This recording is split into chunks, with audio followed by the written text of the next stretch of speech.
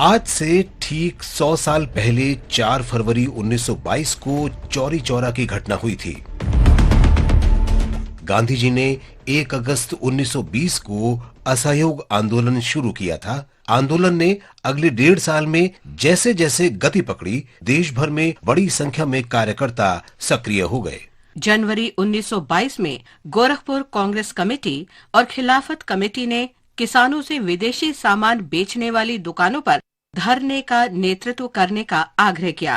Police ने विदेशी कपड़ों का व्यापार का विरोध कर रहे कार्यकर्ताओं को रोकने की कोशिश की। इस घटना से स्थानीय लोगों में रोष फैल गया। 4 फरवरी को चौरी चौरा कस्बे में लोग जमा हो गए और चौरी चौरा थाने के नजदीक मुंडेरा बाजार में धरना देने के लिए निकल पड़े। पुलिस ने जब गोलियां चलाईं तो प्रदर्शनकारियों का गुस्सा ज्वालामुखी की तरह फूट पड़ा।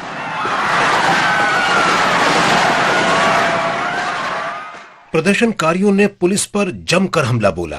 भीड़ ने थाने में आग लगा दी। 23 पुलिसकर्मियों की मौत हो गई और पुलिस की काफी संपत्ति नष्ट हो गई। इस घटना से आहत होकर महात्मा गांधी ने असहयोग आंदोलन को रोकने का फैसला किया, जिसे अंततः 12 फरवरी 1922 को रोक दिया गया। चौरी चौरा घटना के लिए ब्रिटिश प्रशासन ने 200 से अधिक प्रदर्शनकारियों पर मुकदमा चलाया। उनमें से 6 की पुलिस हिरासत में मौत हो गई।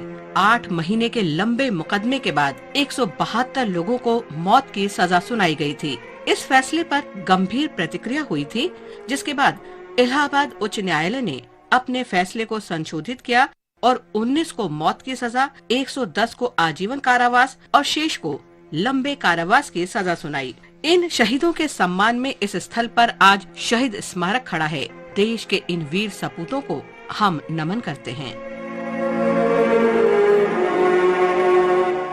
आज हम राष्ट्रवादी नेता M.A.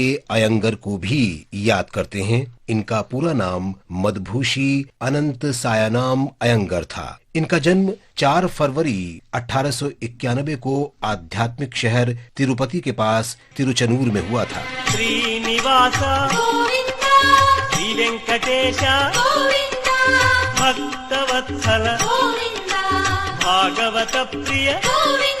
अयंगर बहुत छोटी आयु में ही स्वतंत्रता आंदोलन में शामिल हो गए थे। वे अपने गृह राज्य में भारतीय राष्ट्रीय कांग्रेस के प्रमुख व्यक्तियों में से थे। गांधी जी के असहयोग के आह्वान पर अयंगर ने 1921-22 के दौरान अपनी वकालत छोड़ दी। 1940 और 1944 के बीच अयंगर को पहले व्यक्तिगत सत्याग्रह अभियान और बाद में भारत छोड़ो आंदोलन में भाग लेने के लिए लगभग 3 साल की कैद हुई थी।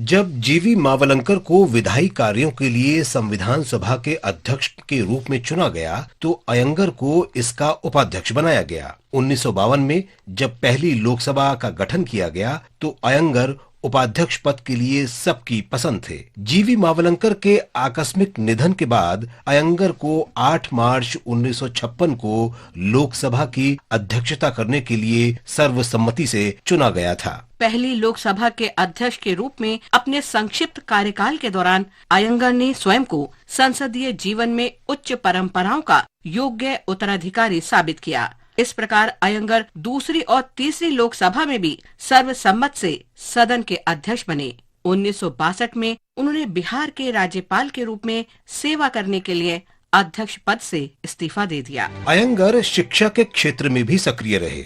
अपने पूरे जीवन में उन्होंने संस्कृत और भारतीय संस्कृति के अध्ययन और प्रचार में बहुत रुचि ली। 19 मार्च 1978 को अंतिम सांस ली। इस महान नेता को भावभीनी श्रद्धांजलि देता है।